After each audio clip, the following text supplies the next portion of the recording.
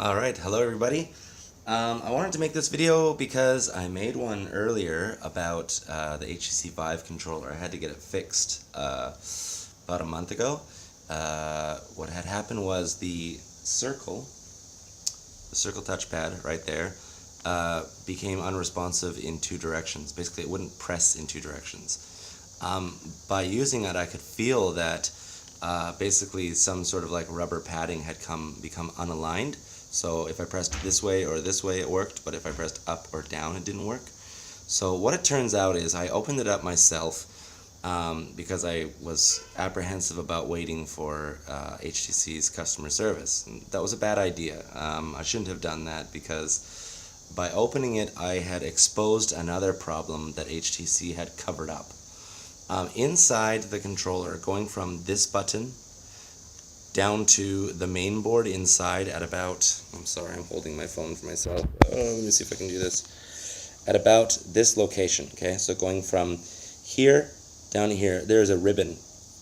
And that ribbon is clipped in to the main controller board, the PCB board. It's clipped in there by a tiny little clip. And that tiny little clip is really, really fragile.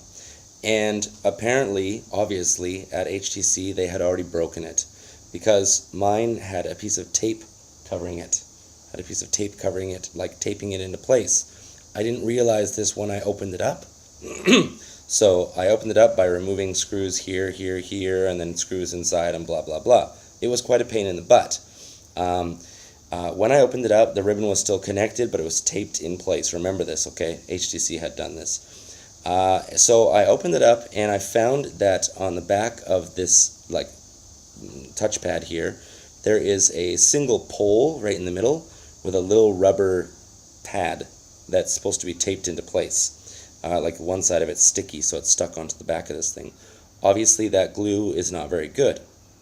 So I stuck it on the back of this thing. I repressed it on there, and then I tried to close the controller, but when I did that, I accidentally undid the tape.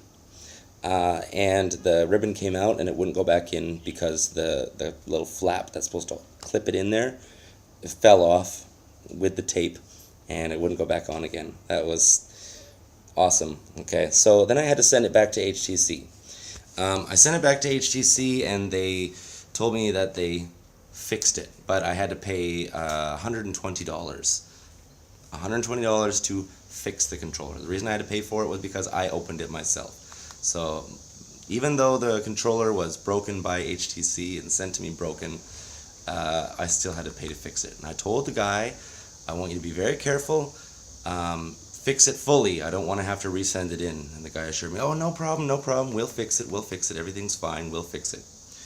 So a week later, I got my controller back. I paid for the shipping, I paid for the repairs, blah, blah, blah. 2 weeks later, guess what happened? The pad became unresponsive in those two directions again. So what had actually happened was HTC opened it up and they obviously didn't read the report saying what the error was. They just saw what I had done, which was undo the tape. So they put it back on again and sent me back the same controller. I'm guessing that they didn't redo the clip on there or anything like that. They probably just taped it back into place again. So, not very cool. But they also didn't check the pad on here. They didn't check the little circle, the original issue that I had written them about. Because I had put the little circle back in place, they didn't even check it. But the problem is that the glue on the back of that little pad is obviously not good enough. So, it came out again. So, I've had to send it back again, paying my own shipping again. Now, I kind of wonder why HTC would make me pay $120 for fixing the controller. I didn't get a replacement. Their policy is not to give replacements. I should say of note, that it is of note that I'm living in China and I had to deal with Chinese customer service. And unfortunately, a lot of companies have a very bad habit of treating Chinese customers very poorly. Obviously, you can see I'm not Chinese. I'm Canadian. I'm used to North American customer service. I'm used to North American products. Usually, for example, Sony, if they make a PS Vita and it has a couple dead pixels on the screen, they will send it to China to sell because the retailers here will basically just sell it to the Chinese person and say, oh, that's normal, don't worry about it, that's fine. Whereas us Westerners are a lot more picky about that. We're going to say, excuse me? No, I don't want this. So they don't even try to sell that low level of product to North America. They will try in China in order to save their costs. So obviously, having paid $1,200 for my HTC Vive here, that's the markup that I had to pay for buying it in China, even through HTC directly. And then paying another $120 to fix my controller, fix it, and then finding out when opening the controller, not this one, mine's still there, paying $120 for them to fix it, and then because when I opened it, I had found out that they had sent me a broken controller, one that they Mickey Mouse stuck in place with the ribbon. I will say to anybody who has that error, that issue with the pad here, that it is a really simple fix, but you've got to be careful because you're not going to know if something inside of the controller is broken.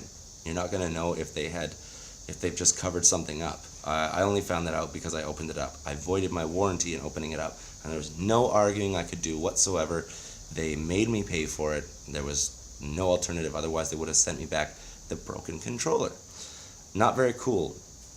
But I wanted to make this video so that you could be aware of the kind of shifty customer service that HTC has had. I've read tons of reviews on Reddit and on Twitter and even the HTC Vive forums on Steam of people complaining about how the customer service refuses to replace anything. Their policy is strictly fix, but it's unfortunate that they're kind of marring the HTC Vive experience because Valve is doing such a bang-up job releasing things like Dota VR and stuff like that. Like, Valve is trying really hard. Stop biting these. Please let it go. Don't do that. Don't give it to him. I didn't give it to him, and he just bit Oh, it. he just broke it. Sweet. Okay. Valve is doing a really good job. Sorry about that. My daughter's playing with the cat. Valve's doing a really good job making sure that VR is doing really well, but Steam is definitely getting HTC is getting in the way of things. I gotta say, if you have any problems with your Vive or your controller or anything like that, don't open it. Okay, do not open the controllers of the device. The moment you do that, you become responsible for everything. And this is, of course, everybody knows that. Don't open it. Blah blah blah blah blah. But the reason I'm saying be extra careful about that is because if you open it, you might expose something that HTC has, covered up. Some manufacturing error or some, basically something that they made a mistake on. Stop, please. Stop kicking the cat. What a wonderful video. So, yeah, be careful with that. If you have any issues with your HTC Vive, send it directly to them and get angry with them, because from the amount of stories of their quality control, it seems to me like they need to have a reality check from their customers that this is not okay. The HTC Vive is such an awesome device. It's really cool, and certain aspects of it are really well made, but the best aspects of HTC Vive are the ones done and governed by Steam. Definitely not the strength of the hardware. There are issues with the hardware, and there are obviously issues with their customer service. I've had to pay shipping 2 times, and I've had to pay a repair bill $120 once, and I don't know if they're going to charge me again, even though they put the little, do not open seal back on the controller. Who knows? We'll see. It's really kind of a roll of the dice with them. So, there's my 10 minutes of advice about the HTC Vive. I really hope your experiences with it are better than mine.